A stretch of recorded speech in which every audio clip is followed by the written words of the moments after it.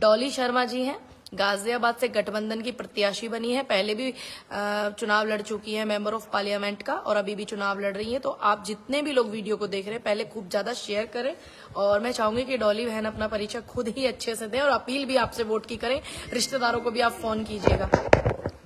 नमस्कार, जय हिंद।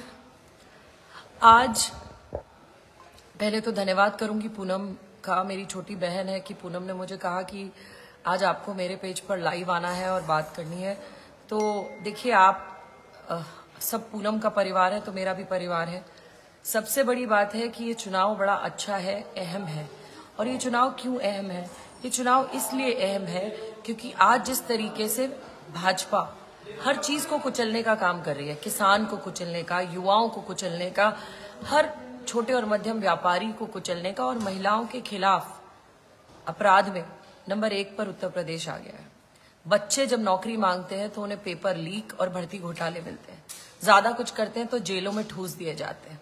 लगातार यही हो रहा है। और अगर गाजियाबाद के जो मेरे भाई बहन सुन रहे हैं, उनके लिए मैं बोलना चाहती हूँ कि गाजियाबाद का वो दौर याद रखिए जब जो मेरे सामने प्रत्याशी लड़ रहे हैं अभी, वो स्वास्थ्य मंत्री होते थे उत्तर प्रदेश के।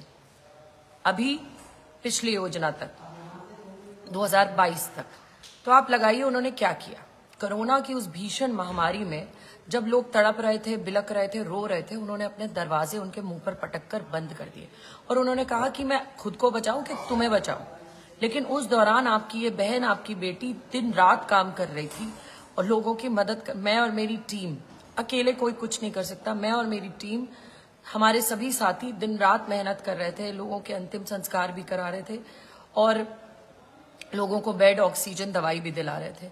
और मुझे ये लगता है कि जब बिना किसी संवैधानिक पद पर रहते हुए मैं ये कर सकती थी, तो जो संवैधानिक पद पर चुने हुए व्यक्ति, स्वास्थ्य मंत्री, वो क्यों नहीं कर सकते थे? मुझे ऐसा लगता है कि करने की मंशा होनी चाहिए, फिर भगवान साथ देता है, ईश्वर आपके साथ लग जाता है, उसकी असीम शक्ति आपके साथ लग जाती है।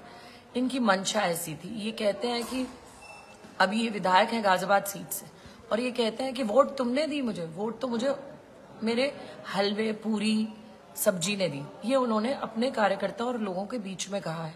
इस तरीके की मंशा जिस व्यक्ति की हो, जिसको तड़पती हुई वो परिवार ना दिखे हो, जिन्होंने अपने बहन, भाई, माँ, पिता, बेटी, ऐसे ऐसे रिश्ते खोए, जिन्हें उनकी तड़प नहीं दिखी, जिन्हें ये नहीं दिखा कि कोरोना में शमशान घाट पर टोकन बंट रहे, जिन्हें ये ना दिखा कि लाशें कुत्ते खा रहे, जिन्हें ये नहीं दिखा कि शमशान घाट और कब्रिस्तानों में लाइनें लगी और गंगा में लाशें तैर रही हैं। उत्तर प्रदेश के स्वास्थ्य मंत्री होने के कारण गाजियाबाद के प्रति उनकी जिम्मेदारी इसलिए और बढ़ जाती थी क्योंकि गाजियाबाद ने उन्हें चुनकर भेजा और स्वास्थ्य मंत्री बने। लेकिन गाजियाबाद की जनता को सिरे से नकार दिया और उनके मुंह पर दरवाजा पटक के मारा। लेकिन ये बहन, ये बेटी आपके बीच तब भी खड़ी थी जब लोनी में बाढ़ आई, तब भी खड़ी थी। मुरादनगर का शमशान घाट की छत गिरी, तब भी खड़ी थी। जब करहड़ा में बाढ़ आई, तब भी खड़ी थी। खोड़ा की पानी की समस्या लगातार आपकी इस बहन ने उठाई है। पानी की निकासी और जो राष्ट्रीय राजमार्ग लोनी का है, उसकी समस्या। मुरादनगर के डंपिंग ग्राउंड, जहां 16 गांव आज बैठे हैं, 16 गांव के किसान, और वो डंपिंग ग्राउंड 50 गांव को प्रभावित करता है। क्या कोई भाजपा का व्यक्ति जा रहा है? आज लोग परेशान है। हमारे बच्चे तारे नहीं देख पा रहे क्योंकि प्रदूषण और पोल्यूशन इतना है।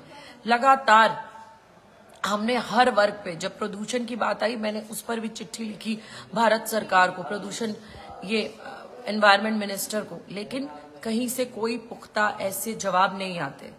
लेकिन उसके बावजूद भी हम लोगों ने पौधे लगवाने के काम किए। हम लोगों ने बहुत सारे ऐसे कंबल वितरण, हम लगातार ऐसे काम करते आए। कोरोना में हमारी किचन 70 दिन चली और 1.25 लाख से ऊपर के लोगों को हमने राशन पहुंचवाए, कच्चे खाना बना। लगातार हम आपके बीच में सेवा करते रहे। मैं सिर्फ आपसे एक अपील करना चाहती हूँ कि अपनी इस बेटी को, अपनी इस बहन को एक मौका दीजिए। आपने लगातार भारतीय जनता पार्टी को बार बार मौके दिए, लेकिन आपको क्या मिला, मैं आपसे पूछना चाहती हूँ। लोग, मैं नहीं पूछ रही हूँ, आज जनता सवाल कर रही है गाजियाबाद की। कल किसी ने अतुल गर्ग जी से सवाल पूछे हैं, अतुल गर्ग जी अभी तक जवाब नहीं दे पा रहे। मैं उनसे पूछना चाहती हूँ कि आपने विधायक रहते क्या दिया जो आप सांसद रह के देंगे? घमंड आपके सर पर चढ़कर बोलता है। ये जनता जनार्दन है, ये ऊपर बिठाना जानती है तो फर्श पर टिकाना भी जानती है। जनता को आप इस तरीके से नकार नहीं सकते। आपने पूर्वांचल के लोगों के छठ घाटों पर बुलडोजर चलवाए हैं, ये पूर्वांचल भूलेगा नहीं। उत्तराखंड और पूर्वांचल के भवन आप बेचने जा रहे हैं, उनका व्यवसायीकरण कर रहे हैं आप, ये उत्तराखंड और पूर्वांचल भूलेगा नहीं। ब्राह्मणों के साथ जो अत्याचार इस सरकार में हुआ है वो भूलेंगे नहीं। दलितों के साथ जो बार बार अत्याचार हुआ है भूलेगा नहीं कोई। हर वर्ग, आज हमारे गाजियाबाद के लोगों ने इनके बहिष्कार किए, इन्हें खदेड़ा है जगह जगह से कि जाइए, आपकी जरूरत नहीं है। तो ये आज माहौल है। आज जनता सवाल पूछ रही है, जनता पूछ रही है कहां थे आप पिछले 7 साल से, कर क्या रहे थे आप पिछले 7 साल से, जो आज आप सांसद बन के नया कर देंगे जो आपने तब नहीं किया। ये अपने उन कार्यकर्ताओं को गैस सिलेंडर नहीं दे पाए जिन्होंने इनके लिए 100 कार्यकर्ता एक एक फोन पे इकट्ठे किए, उन लोगों को इन्होंने पहचानने से मना कर दिया। अतुल गर्ग जी के पीए राहुल विहार की एक बेटी है जिसकी हत्या हुई, FIR रजिस्टर हुई, लेकिन अतुल गर्ग जी के पीए ने उसकी अरेस्टिंग नहीं होने दी है। व्यक्ति की जिनकी वजह से वो बेटी मरी है, उसके परिवार को उसको आज तक न्याय नहीं मिला है। इन्होंने कहा था बेटी बचाओ, लेकिन ये बलात्कारी बचाते नजर आते हैं। इन्होंने कहा था किसान न्याय, लेकिन ये किसानों के साथ अन्याय करते नजर आते हैं। इन्होंने कहा था युवा को रोजगार, लेकिन ये युवाओं को बेरोजगार करते नजर आ रहे हैं। इन्होंने कहा था क्या क्या नहीं कहा, किसानों को तो इन्होंने खालिस्तानी पाकिस्तानी न जाने क्या क्या कहा। इन्होंने कीले बिछा दी, इन्होंने RCC की दीवारें लगा दी। क्या मांगा था किसान ने? MSP, लेकिन 750 किसानों की शहादत मिली। अपने उद्योगपति बड़े दोस्तों को आगे बढ़ाने के लिए इन्होंने छोटा और मध्यम व्यापारी आज मार दिया है। GST का नया कानून, हर 1 महीने में आपको GST भरनी है।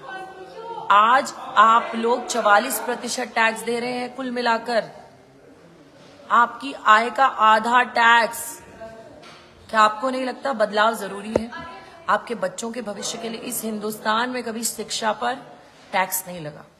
विश्व में कोई देश ऐसा नहीं है जो टैक्स लगाएगा पढ़ाई पर, लेकिन हिंदुस्तान पहला देश बना जहां दूध, दही, आटा, चीनी, चावल, तेल के साथ साथ कॉपी, पेंसिल, किताब, रबर तक पर GST लग चुका है।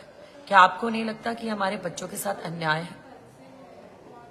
मैं पूछना चाहती हूं कि आज गाजियाबाद की जनता को, हर विधानसभा को इतनी भारी जनसंख्या है, गाजियाबाद की 30 लाख के ऊपर वोटर है। सोचिए, बच्चे और वो लोग जो अभी जिनको वोट का अधिकार नहीं है, तो टोटल जनसंख्या कितनी होगी?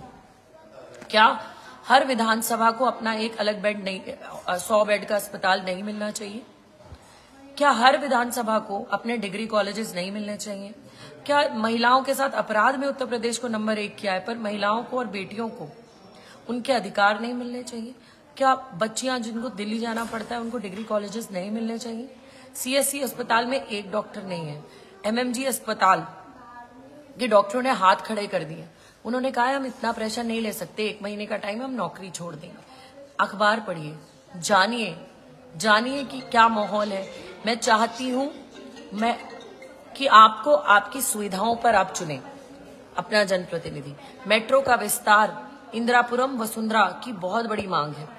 मेट्रो का विस्तार, ऑर्डिनेंस, बहुत परेशान है वो लोग। CL की लड़ाई हमने लड़ी, CL को बेच रहे थे अपने उद्योगपति दोस्तों के साथ। लगातार ये आपकी बहन लड़ती रही CL के लिए। मंडोला किसान आंदोलन, उसके अलावा वेव सिटी, किसानों से पूछे बिना उनकी जमीन अधिकृत कर रहे हैं और उनको उनका पैसा भी नहीं दे रहे हैं।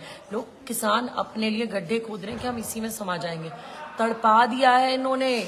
आज गांव में जाकर माहौल देखिए, इन्हें घुसने नहीं दे रहे हैं, इन्हें कॉलोनीज से बाहर निकाल रहे हैं। कह रहे हैं कि जवाब दीजिए, हिसाब दीजिए काम का। कब तक बगलाएंगे, कब तक मुद्दों से भटकाएंगे?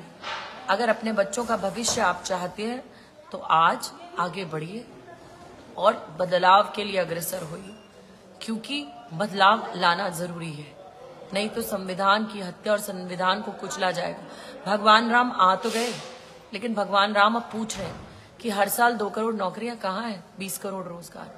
मर्यादा पुरुषोत्तम है ना, तो पूछ रहे हैं कि बेटियों के साथ अत्याचार में उत्तर प्रदेश नंबर 1 पर कैसे आ गया है। और वो पूछ रहे हैं कि किसानों के साथ न्याय क्यों नहीं हो रहा। मर्यादित जीवन जिया है भगवान राम ने, और भगवान राम पूछ रहे हैं कि यहाँ लोगों को न्याय क्यों नहीं मिल रहा। वो बार बार पूछ रहे हैं, जवाब दें। हर आप वर्ग को परेशान और प्रताड़ित क्यों कर रहे हैं। अपने कुछ चंद लोगों को आगे बढ़ाने के लिए आप देश को ऐसा हिटलरशाही शासन क्यों बनाना चाहते हैं। और याद रखिएगा, जिस तरीके से हमारे देश की स्थिति आज चल रही है, तो वो दिन दूर नहीं जब चीन और रूस की तरह इस देश में चुनाव होने बंद हो जाएंगे। ये सत्य है। ये आखिरी मौका है आपके पास कि आप वोट करें, वोट की अपील करें और सही प्रत्याशी चुने। आप ऐसा प्रत्याशी चुने जो आपके बीच का हो, जिसके दरवाजे आपके लिए हमेशा खुले हुए हों, जो आपकी पीड़ा को, दुख को समझ सकता हो, जिसमें आत्मा हो, जो ये समझ सके कि आपके मुद्दे क्या है। आपके मुद्दों पर चुनाव होना चाहिए, ना कि आपको मुद्दों से भटकाने वाला चुनाव होना चाहिए। आने वाली 26 तारीख को अपने बच्चों के भविष्य के लिए, देश के युवा के रोजगार के लिए, क्योंकि अग्निवीर आत्महत्या कर रहे हैं, बच्चे अपनी डिग्रियां फाड़ रहे हैं। वो कह रहे हैं हम क्या करें इन डिग्रियों का जब इनसे रोजगार नहीं मिल रहा। महिलाएं परेशान है। फांसी लगा ली कानपुर में 2 लड़कियों ने। क्यों? बलात्कार के बाद वो जी नहीं पाई। ये कहाँ हो रहा है। किसान आग लगा रहे हैं अपने आप को। मेरठ की घटना पढ़िए, देखिए क्या हो रहा है। क्यों हो रहा है? क्योंकि उन्हें न्याय नहीं मिल रहा। अगर सब कुछ इतना अच्छा है तो आपको पिटाई क्यों हो रही है आपकी हर जगह। गाजियाबाद में पिटे, मुजफ्फरनगर में पिटे, नोएडा से बाहर फेंके गए, बागपत में पिटे। अब जनता सवाल करने लग गई है। जागरूक जनता का आप ज्यादा मूर्ख नहीं बना सकते। और मैं एक और बात कहना चाहती हूँ, इस बेटी को मौका दीजिए। चुनाव हारी पर आपके बीच में रही। जो संवैधानिक पद पर थे वो नहीं थी, लेकिन आपकी बेटी, आपकी बहन आपके बीच में थी। इस बार मौका दीजिए।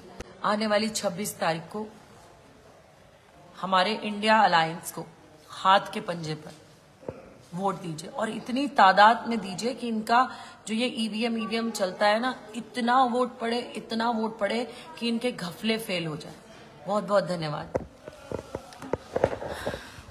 सभी लोगों का बहुत बहुत धन्यवाद। और काफी दिन के बाद मैं लाइव आई हूँ, और डॉली बहन बहुत सारे लोग जुड़ गए हैं, और बहुत सूद बूद के साथ में आप अपना वोट करें, सपोर्ट करें, क्योंकि नेता कौन जो आपके बीच में रहता है। ये लोकसभा का चुनाव हारने के बाद भी जनता के बीच में डॉली बहन रही है।